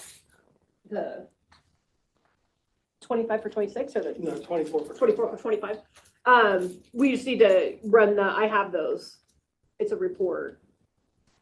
So, Because I also asked him, how do I, since I had so many accounts that were delinquent and not paid, I can only transfer what got paid and not, and then how do you keep track of the old years? Will it show up in the receivable reports now? Because it did put 25 receivables on the system for the TIF. It just has the 26. So how? okay, because when I entered in the LTIF, I had to go back. I had to do each year separate. So I went back 25 for 26, we did 25 for 26 for this year. Went and did 24 for 25, plus I had to do 23 for 24 because that was the base year. So I don't, Okay, well, I'll Ask? look again at the receivable report. To see if it has a starting number. Because the number is only good for one day and it can always change throughout the year. I'll scan the 3 reports and send them over to you, because they're just 1-page reports. It has the new construction, the increment, and the base year. But Um, the amount for each district is what is, on a best case scenario where everyone pays, what each district was gonna transfer to the TIF. I didn't have that number, so we couldn't even communicate to the districts of the worst case scenario. Then if there's adjustments, that could always change. If there's adjustments to the parcel in 25. Let me call up to Chelan County and see what they did, because they did the same thing. They had to create theirs in there in the back years too. And I'll ask Aaron what they did and their treasurer's office did to get that. Because I was trying to ask Backfill Randy, in. okay, if you know what the numbers are, how do I know how much to disperse? And how do I get the information on a monthly basis in case someone pays? Because if the product wasn't working, then they had to provide an alternative method because the law is still in effect. They had to provide Right. something for me to be able to know and pay on. And he didn't respond to my email. And I don't know if there's a PAX Did you ask treasurer. Michelle Ortiz? Not her, because we weren't sure, because that one question is, we aren't sure who the treasurer's TIF representative is. So Michelle's the treasurer rep. That's the one I worked with once. I sent stuff over there and it wasn't, and Randy's normally the assessor side of things. So, Because at the let worst, me he call could have, Michelle. yeah, because at the worst, he could have said, you should be talking to this person, but he didn't even give me. No, that. knowing Randy, he'll be like, okay, I gotta go find out and get back to you when he's doing stuff for a bunch of other times too. Okay. Cause I know I've got stuff into him. It's 10:15, so we'll move on to your update. No, I don't have an update. You It's don't have Kim. it? No, the website was down. I was trying to find out what the agenda was for today, and I couldn't look it up on the internet. So I came down and then I just saw you were in here, so I walked We in. got Kim right now. 10:15. we're I'll here get out of for Kim's office. Kim's clerk's office update. It's on the commissioner's website. It's the problem with Civic Plus. So Okay. we're handling It's it. good fixed. Yes. All right, yeah. So if you were gonna look, so the commercial's site, you could have, there would have been a link to look at your computers to watch from outside. Correct. Yes. Okay, so that's where all the links are. Okay. Yeah, Morning, Kim. I'll give Michelle. Hi, how are you? Good. Yes, you must have been sitting here. Yep. Yep. with Michelle. Kept your seat warm for you. Barb's thing last week was nice. Yes, it was. Yes, I think Caitlin in the office. Thank Oh, you. it's in. Yes, thank you. Good job. Caitlin, It was our a party big deal. planner. And Emily does a good job too, I think. Very. Caroline Swartz was in. Oh, She you're gonna saw see all the Caroline. green and she was like, I don't remember Barb being like a big St. Patrick's Day person. It's like, no, it's a big deal. All about the pickles. Yeah, Richard was here too. I miss Richard. I think I just missed Richard because he was saying, ran into who was here. I'm like, Oh, oh, I didn't we see probably Richard. just missed You Richard. just missed it. Yeah. A couple I minutes. didn't see him. I don't really have anything. Nothing new going on. I'm actually not- Yeah, computers and phones were down this morning. But they got fixed, so. Glad we're not the only ones having issues this morning. Oh, you had issues too? Yeah, they're still working on it. We have 7 attendees, so it must be, somehow they're finding us. Right now? Yeah, that little number. 3 of them are us, and then I logged in down here and up there, and then the hearing room, and then you have anything new going on that I need to know about? No, I think Always everything's stuff going on. business as usual. Yeah. I'm hoping. I don't need any excitement this week. All right. I think everything's going well. Anything we can do for you? Anything we can do for you? Not today. Next week. But it's only Monday. Not today. All right, well, I guess we don't have anything, we'll go into recess. All right. Thank you, Kim. It's Thank 10:18, we're going into recess until 10:30. Okay. Good know morning, what it's day it is. 10:33 and we're here for our district court Thanks, Kim. update. Good morning, Good morning. Desiree. Good morning. My apologies. That's I okay. lost track of the date and time. I don't have an agenda for you, but I figured I would at least run down and say hi. We are less than 60 days out from the implementation of our new system. So I am just scrambling, making sure that we are dotting all of our I's and crossing all of our T's. And we're quickly approaching cutoff dates for different things with the transfer of information. There's lots of things that we have to cut off at very specific timelines prior to go live, like our collections processes. They either need to be in collections or not in collections. Nothing can be pending at that time. So we're just working out all the math and figuring out, what are the last days that we can do different processes. And then many of those things will just be put on hold until after the system, and then we'll have to catch up.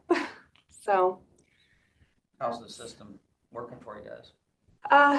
we haven't really seen it. We, a couple of us got to use a QA environment for what they're calling early access and review, meaning we have these workbooks and very specific things that we're looking for on our different case types.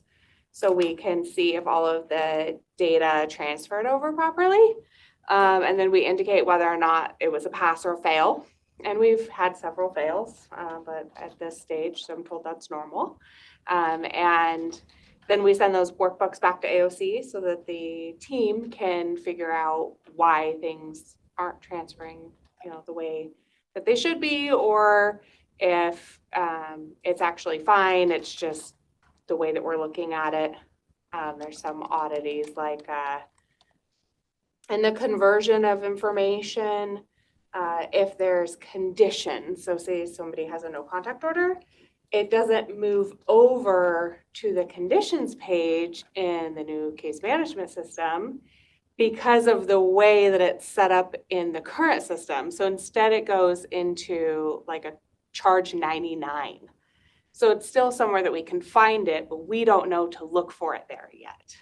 Any new cases going into the case management system, because it's not pulling data that doesn't fit, it will go in properly. So the adjustment's going to be significant, but So you just have to go back and check those areas where it might be. And then- yep, exactly. So it's just going to be kind of a living in multiple systems for a while. We're still semi-paper, and then beginning 2023, any new cases were paperless. So we have paper files, Laserfish files, and unless the process to move all of our Laserfish files into the new CMS works, which I haven't heard yet, we will also have Laserfish and then CMS. So for our files, we'll have them in 3 potentially different places for a while. It's not supposed to be permanent, but we have no choice. So we're just forging ahead the best way that we know how. Sounds like fun. Yeah, for sure. So there may be, more frustrations from the public for a little while, just because things aren't going to be as efficient. Everyone's going to be very busy. Things are going to take longer. Right. And, even just simple phone calls, calling and requesting their court date, time, and location. Right now, we go to one screen for that. In the new case management system, it's 4 or 5 to get the same information. So things are just going to take a little bit longer until people kind of learn and get used to and find shortcuts and that sort of thing. I assume that's all gonna be temporary. Yeah, it just takes time.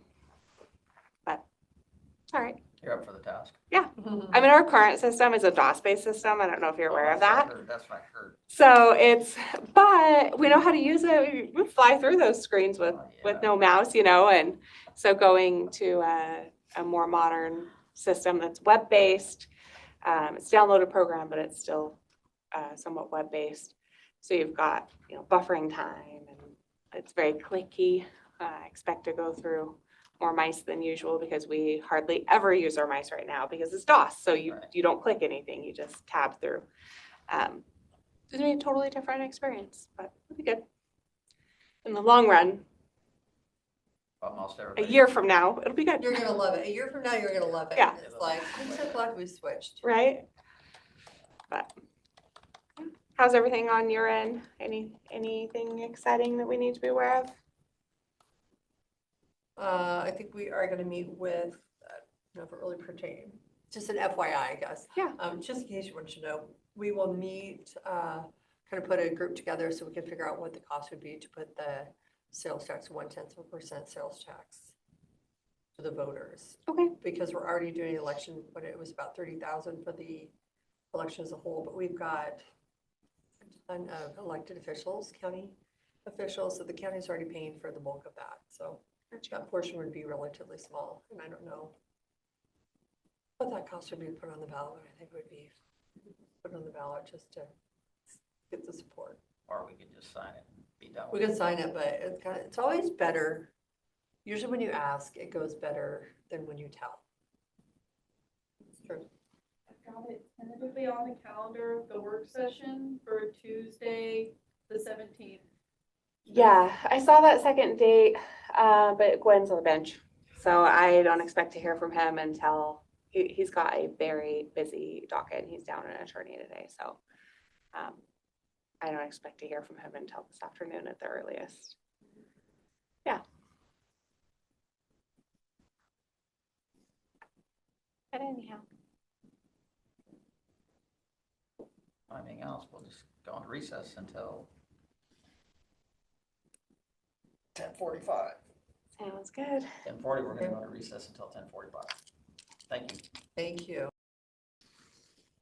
Good morning, it's 10:45 and we are going into our commissioner work session.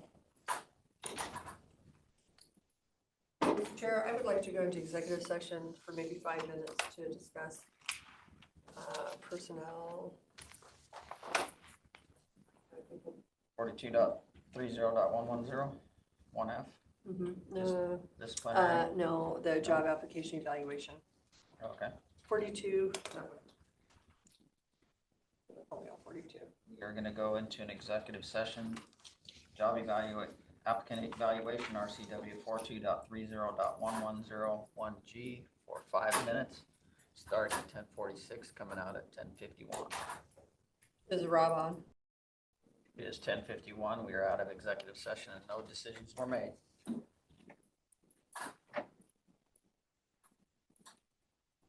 Talk to Tom a little bit more about that. Yeah.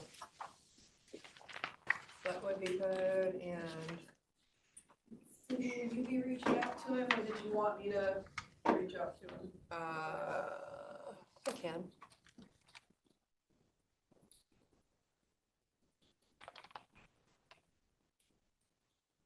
So I think I'll stop in at that EPA workshop Okay. tomorrow night. What's going on? I'm gonna share this email with you too, from Eric, out to as many people as possible.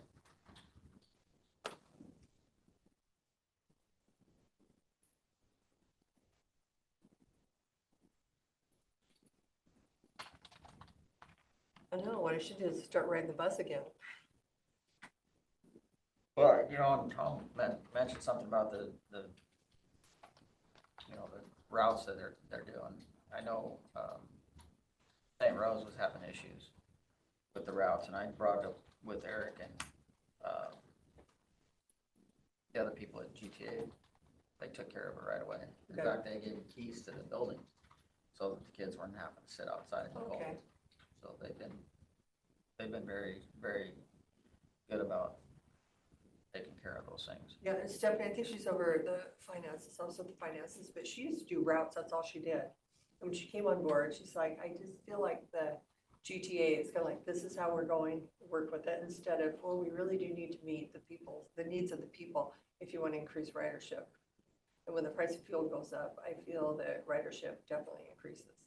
Yeah, well, and I the biggest problem is, and we don't do a very good job of marketing, is that people don't know it's free. Well, I think it's not even free. I just think the schedule when you call, because one time I would have to get in Royal City, go to Moses Lake, come here, and then when I left, it was here, and I'm like, I am not gonna spend, an hour and a half on a bus ride to get to work too. And then they did kind of switch it, because somebody's going back and forth, because there is a route. Anyway, so then it worked out. We were just here. It was really nice. Well, I think they're getting more funding, and No, it was, so there you go. I might have to.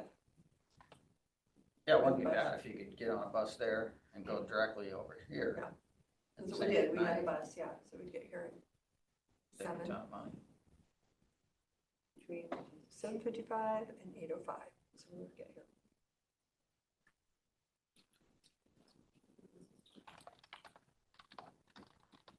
Maybe I'll do that the last 10 months.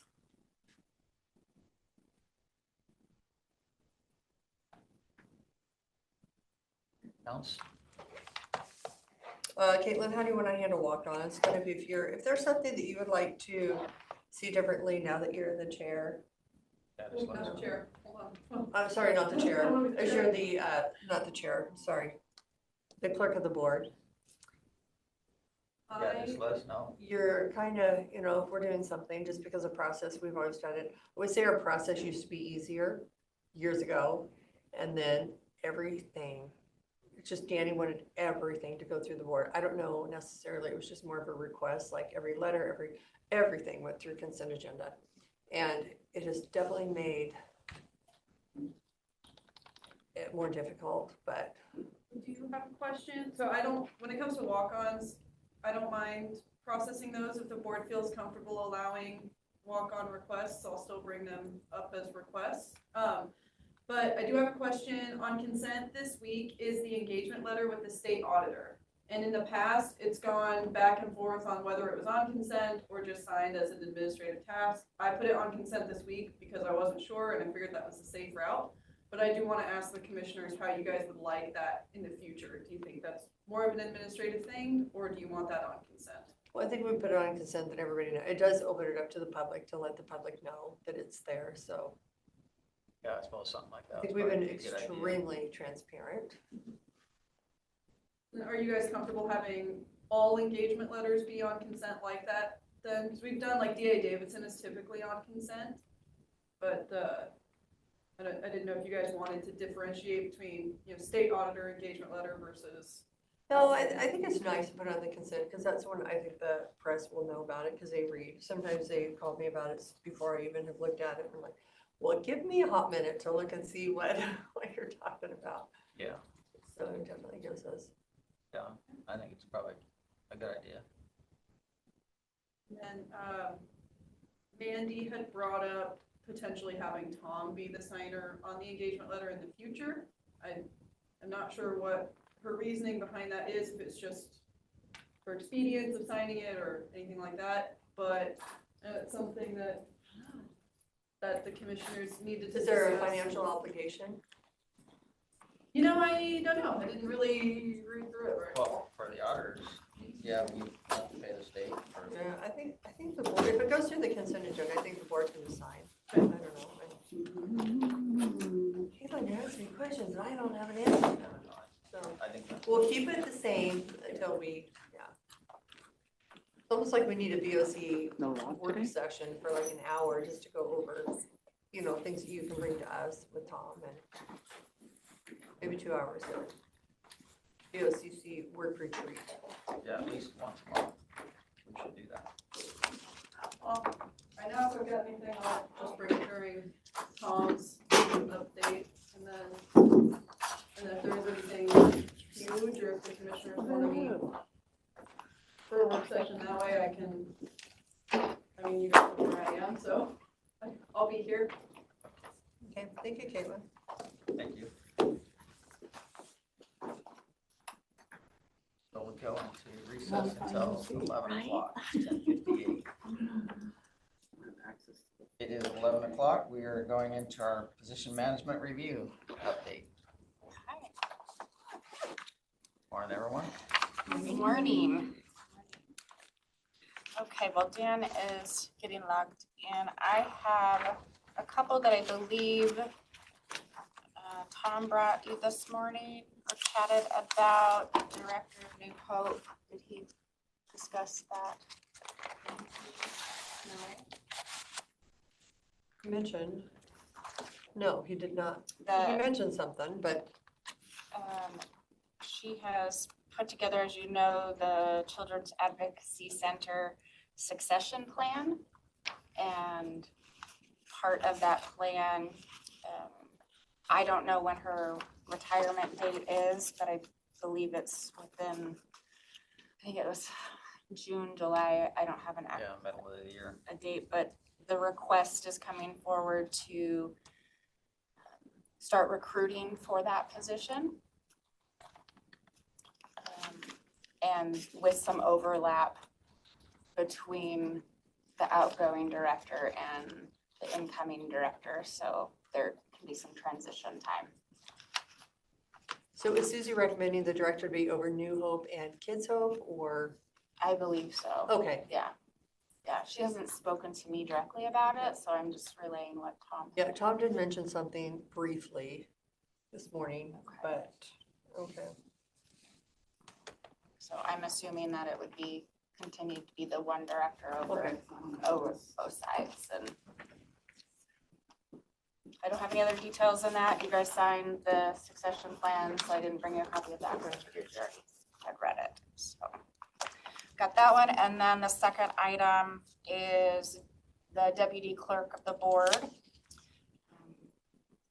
Deputy clerk position became vacant on February 16th, as you know, following the promotion of the previous incumbent.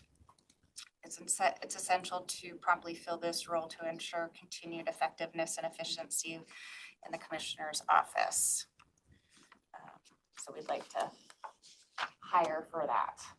So the request is to be able to backfill. Yes.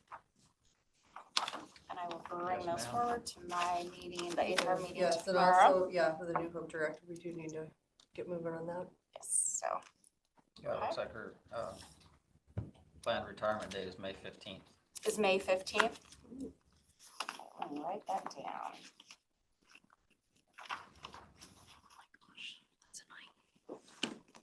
Thank you. Is it 15th or 15th? 15th.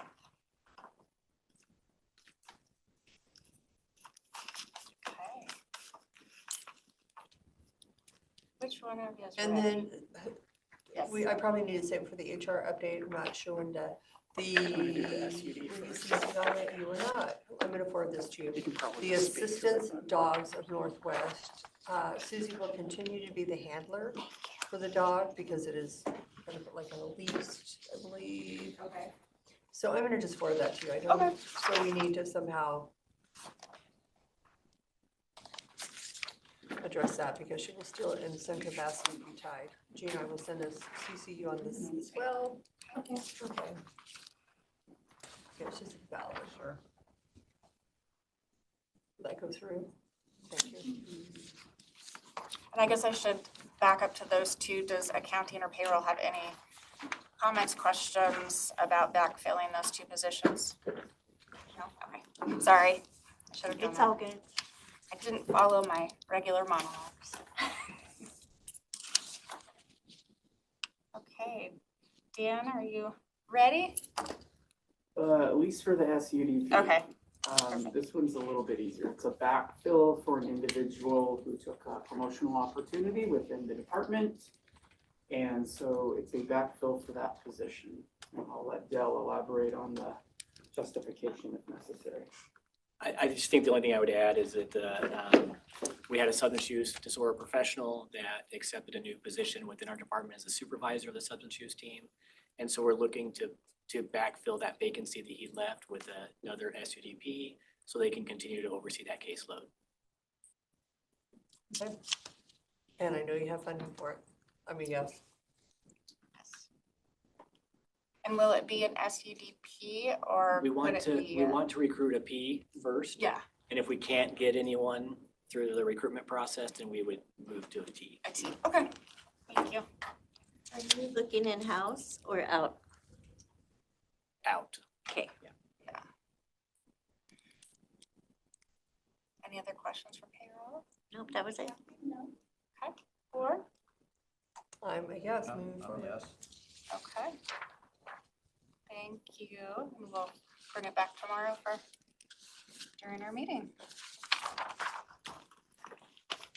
Dan, I'm gonna date this for you.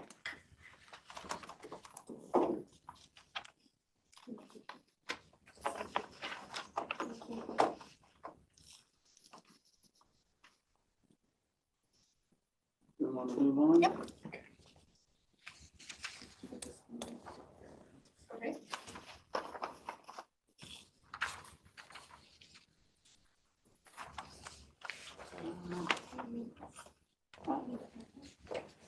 For this, I can probably just speak to this one.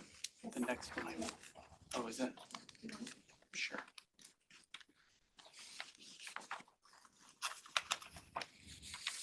Bear with me, I'm getting all my handouts. I know you've got quite the paperwork, quite the document to show you've got to get together. And if the board prefers we don't bring paperwork, that's okay too. I think we've just done it out of I just here. really feel bad for Dan. 'Cause, Yeah. Let me get my all my paperwork. Yeah, it is Or a lot of Dan, if you paper, wanna a email lot of it. prints. Oh, okay. If you can email, but you're gonna have to tell us like, I emailed it on Friday. And so if you just tell us, we can easily find it. Okay. Maybe, or if that's We can easier do for that. you. That works. Well, Kevin, does that work for you? Email's great. You have for like a me. hearing. Okay, Yeah, that's one. if that helps you. It's just a lot of printing that ends up getting Or if you just, yeah, send recycled. it all to us. Yeah, Dan, just email the PMRT folder Okay. for the week. I can do that. So this one is for the fairgrounds summer positions. That's a recycled picture too from, I'm doing this in place of Jim. Jim's not with us this morning, we're gonna be able to attend this morning, so. Yeah, I don't know how that picture got taken, but somehow it did. So these positions, we do these every year to support the fairground events in the summer, including the fair. If the board recalls last year, we only ended up hiring 4 outside staff last year because we had an additional groundskeeper and then 2 office staff. What we discovered, or what Jim discovered, is really we can get by with 3 seasonals that support the fairgrounds, the groundskeepers, and still just have the 2 office positions. So it's actually 1 position lower than last year.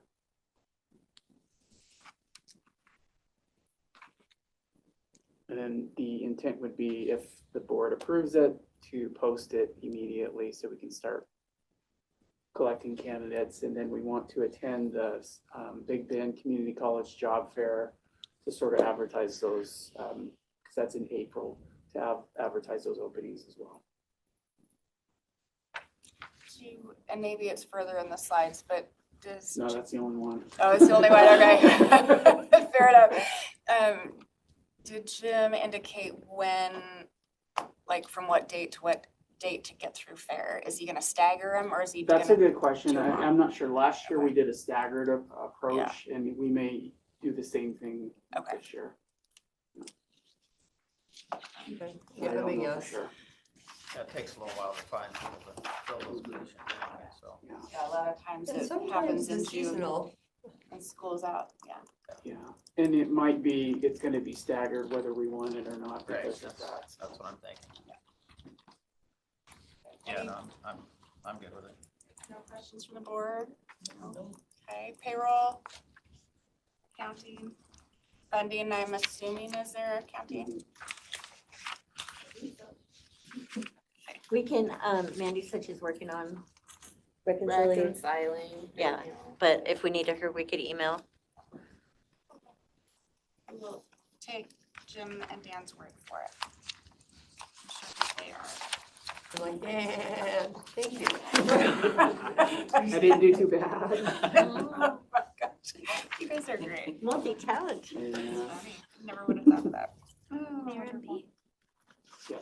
Okay, so I will, while Dale is speaking to this, I'll hand the paperwork out. This will be the last time you guys will ever have hard copy paperwork. So. But I've already. Until we falter and we can't find it, we're like, damn, Yeah. I can't find it. Where? So this would be for an advanced registered nurse practitioner. And I'll let Dale explain the rationale for pursuing this position. Jeannie, you can probably go to this slide 3.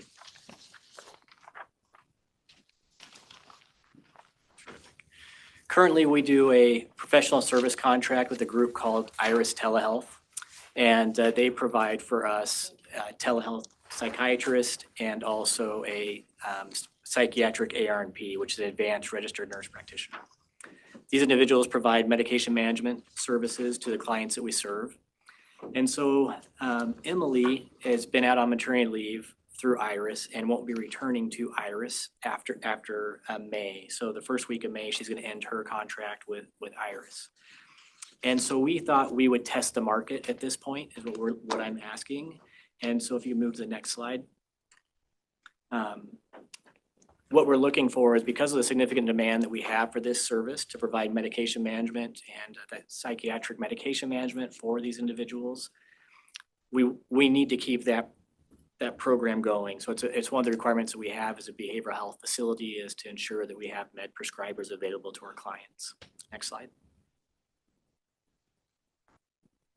I'm ready. Okay. So what we're asking for is we're asking for a 3-week window that we could post for a position. That way we could try to recruit someone that we have as an employee versus the professional service contract. The purpose of that is that we right now want to see if there's anyone in the current market that'd be eligible for the position. It'd also save us funds as well. Right now we spend about $18,000 to $20,000 a month to keep this provider on contract. And so the plan would be for us to test the market for 3 weeks to recruit, to see if there's anyone that's out there that would apply for this. And if not, then we continue on with the contract. Because under the contract, Iris is required to provide that provider. And so really, I'm looking for an opportunity here to see if anyone's out there that we could potentially bring on as an employee. And on the next slide, it will show what that cost difference is. Right now, the current band's at the unique scale band 13. That range runs from 160,000 to 189,000. In comparison, what we're currently paying is 220,000 to 240,000 under the contract, and that fluctuates based on how many services are provided in the month.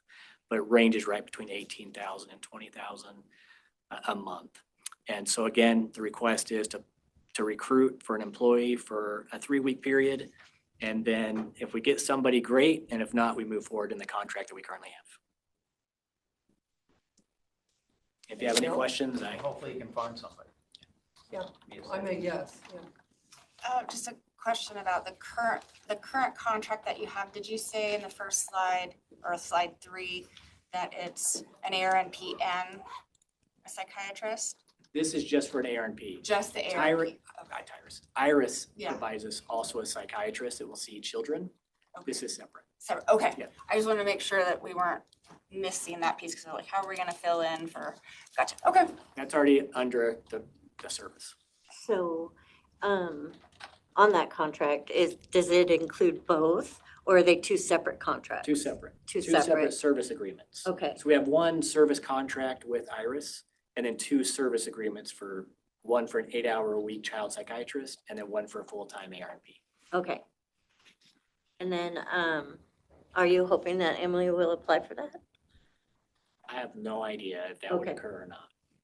I was just curious. Yeah, I don't know what her specific plan is after maternity leave, but Okay,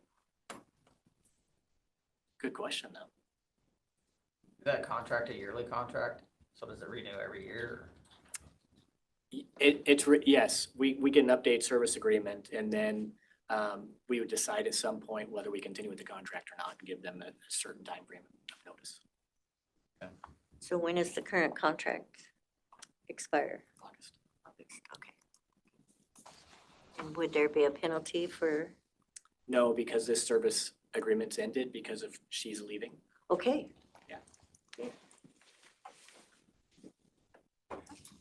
Questions? Okay, anything else from the board? Thank you. Bring it back tomorrow. Thank you. Thank you.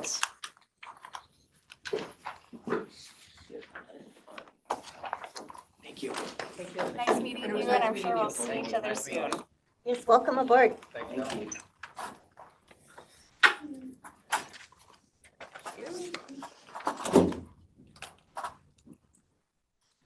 Okay, so next we have the treatment counselor position at Youth Services. A couple weeks ago, the board approved sunsetting out 2 positions in order to create a third treatment counselor. The treatment counselor is needed to implement an evidence-based early intervention program, so they asked for 3 treatment counselors. That was approved.